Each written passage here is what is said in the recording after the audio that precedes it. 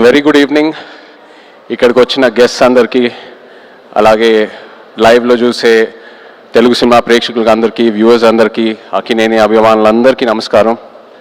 Firstly I'd like to start by thanking Sandeep Reddy Vanga. Sandeep garu, thank you so much for coming. You are the man of the moment, the man of every moment. And what I feel is that ee madhya kalamlo I have not seen anyone as honest and as original as you. Idi mee cinemale gaadu, I watch a lot of your interviews, and mee interviews chusetappudu ento oka honesty, ento oka transparency kanipistudi. Chaala mandi adi edo viral cheyadaniki hype create cheyadaniki antaru, but that is pure honesty. Thank you so much for being here, Sandeep Garu. Thank you.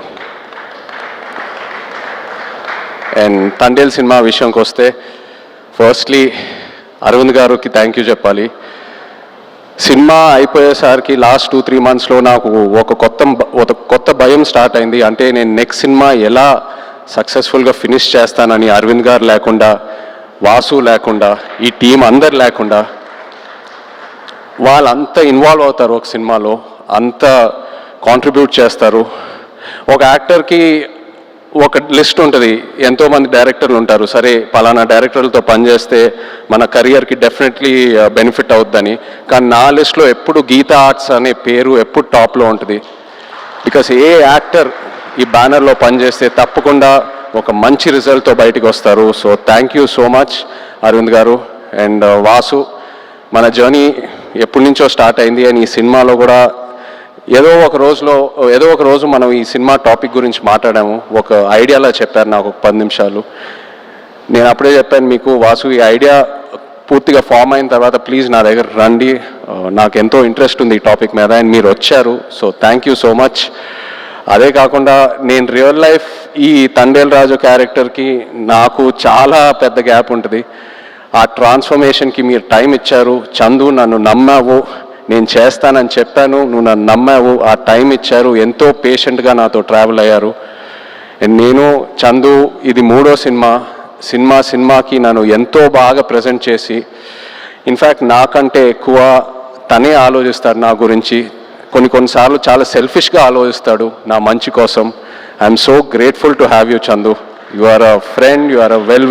ప్రతి ఈవెంట్లో వచ్చిన guests అయినా technicians అయినా అందరూ ఒకటే అంటున్నారు, మేము పల్లవితో కలిసి పని చేయాలి, లేకపోతే మేము పల్లవి ఫ్యాన్స్, లేకపోతే మేము పల్లవితో పని చేయాలనుకున్నాము కానీ ఆపర్చునిటీ మిస్ అయిందని. ఈ మధ్యకాలంలో ఒక ఆర్టిస్ట్కి ఇంత యునానిమస్ అయిన పాజిటివ్ అవుట్లుక్ నేను ఇప్పటివరకు చూడలేదు. నాకు తెలిసి ఫ్యూచర్లో కూడా చూడను. You deserve every bit of it Pallavi, and I wish you all the best. Thank you for being who you are. Thank you so much. And the true rock star of this film చెప్పాలి మన DSP గారు. నిజంగా ఒక love స్టోరీకి audio ఎంత ఇంపార్టెంటో మీ అందరికి తెలుసు. అలాంటిది ఈ సినిమాకి బుజ్జితల్లి అనే పాట ఫస్ట్ రిలీజ్ అయినప్పుడు కంప్లీట్గా సినిమా కలరే మార్చేసింది, ఆడియన్స్లోకి బాగా దగ్గరగా తీసుకెళ్ళింది. మీరు చూసారు ఎన్నో రీల్స్, ఎంతమంది పిల్లలు డాన్స్ వేయటం, పాటలు పాడటం, so many performances on Bujjithalli. You took this film close to the hearts way before the release. Thank you so much Devi, your the true rock star. అదే కాదు, నమో నమ శివాయ పాట జరిగేటప్పుడు దేవి మా రిహర్సల్స్కి వచ్చి ఆయన విజన్ ఏంటి, ఆయన ఎనర్జీ ఇచ్చి మాకు ఎంతో ఎంకరేజ్ చేశారు. Thank you Devi. అలాగే Shyam garu, our DOP, thank you Shyam sir. Was really looking forward to work with you and I'm so happy it happened. And Nagendra garu, మన ఆర్ట్ డైరెక్టర్, థ్యాంక్ యూ అండి. నిజంగా మీ ఇద్దరు కాంబినేషన్ అమేజింగ్. నేను విరూపాక్ష సినిమా చూసినప్పుడు అప్పుడు చందుకు చెప్పాను, శ్యామ్ గారు నాగేంద్ర గారితో పనిచేస్తే బాగుంటుందని. అండ్ ఐఎమ్ సో హ్యాపీ ఈ సినిమా చేశాము. నెక్స్ట్ సినిమా మళ్ళీ ట్రావెల్ అవ్వబోతున్నాము. So thank you very much.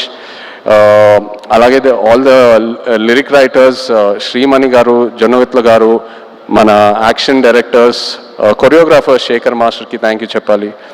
The entire production team, Satya garu and everyone else, thank you so much. మన PROs Vamshi, Shekhar, Anurag. And direction department చాలా సపోర్ట్ చేశారు నన్ను ఈ సినిమాలో. కిరణ్, యోగి అండ్ పట్నాయక్ స్లాంగ్ విషయంలో ఒక శ్రీకాకుళం యాస్ ఉంటుంది ఈ సినిమాలో. That was a very very challenging portion. So ఈ విషయంలో చాలా సపోర్ట్ చేశారు. Thank you. అలాగే భాను గారు, రియాజ్ ఈ కథ తీసుకొచ్చినందుకు along with Karthik. So thank you all so much. But ఇప్పుడు ద హీరోస్ ఆఫ్ తండేల్ నేను స్టేజ్ మీద పిలుద్దాం అనుకుంటున్నాను. శ్రీకాకుళం నుంచి, మచ్చిలేశం నుంచి వచ్చిన మత్స్యకారులందరినీ కొంచెం వేదిక మీద రావాలని కోరుకుంటున్నాను.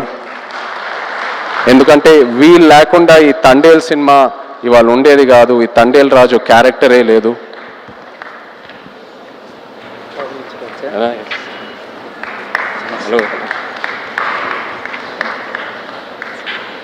హలో నమస్తే. హలో అండి. హలో రండి. హలో. సో చందు నాకు ఫస్ట్ ఈ కథ ఒక ఐడియాగా చెప్పాడు. ఆబ్వియస్లీ బాగా ఎక్సైట్ అయ్యాను. ఒక యాక్టర్కి Pallavi come stand. No, just stand with them.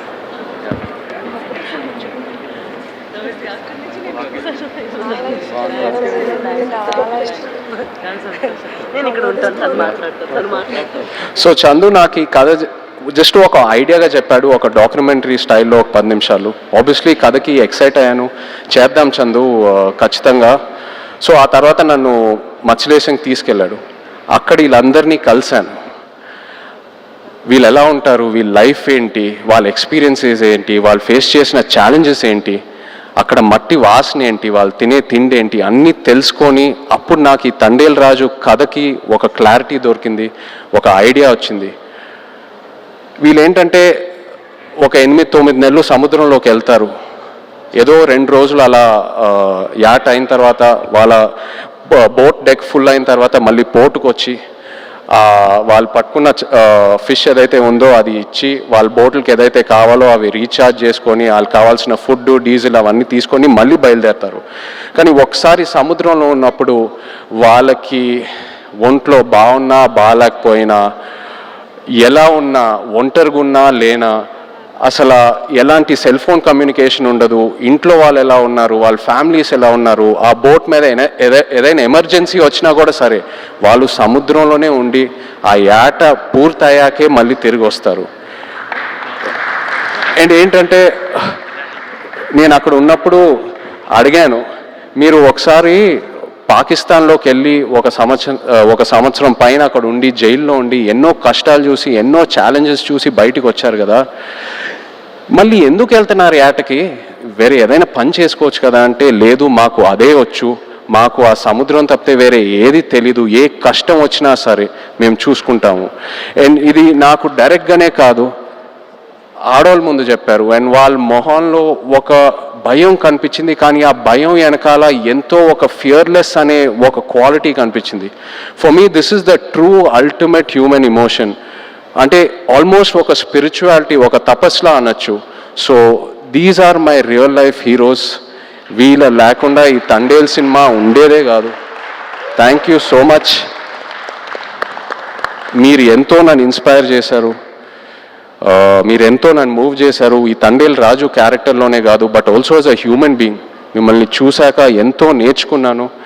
And ఎంతోమంది అంటూ ఉంటారు ఒక 1.5-2 years ఈ సినిమాలో ట్రావెల్ అవుతూనే ఉన్నానని, బట్ ఇంకో 10 సంవత్సరాలు కూడా వీళ్ళ నుంచి నేను నేర్చుకునే స్టోరీస్, వీళ్ళ నుంచి నేను ఏదైతే ఇన్స్పైర్ అయ్యానో చెప్పాలనుకుంటే చెప్తానే ఉంటాను ఇంకో 10 years కూడా. Thank you so much. ఏదో కొంచెం ట్రై చేసాం తండేల్ సినిమాలో మీ కథలన్నీ బయటికి జనాల్లోకి వెళ్ళాలని, ఇన్స్పైర్ చేద్దామని. ఐ హోప్ మీరందరూ సినిమా చూసి సంతోషం పడతారు. Thank you so much everyone. Feb 7th థియేటర్స్లో తుళ్ళగొట్టేద్దాం అంతే. Thank you. అన్నా విత్ యువర్ పర్మిషన్ ఒక మాట చెప్పి ముగిస్తే బాగుంటుంది అనిపిస్తుంది. రాసి పెట్టుకోండి, అక్కినేని లెక్కలు మారబోతున్నాయి. Thank you writer Karthik. And yes, Srikakulam నుంచి వచ్చినటువంటి ఫిషర్మ్యాన్ అందరూ కూడా వాళ్ళ ఫ్యామిలీస్తో పాటు ఈరోజు స్టేజ్ మీద ఉన్నారు.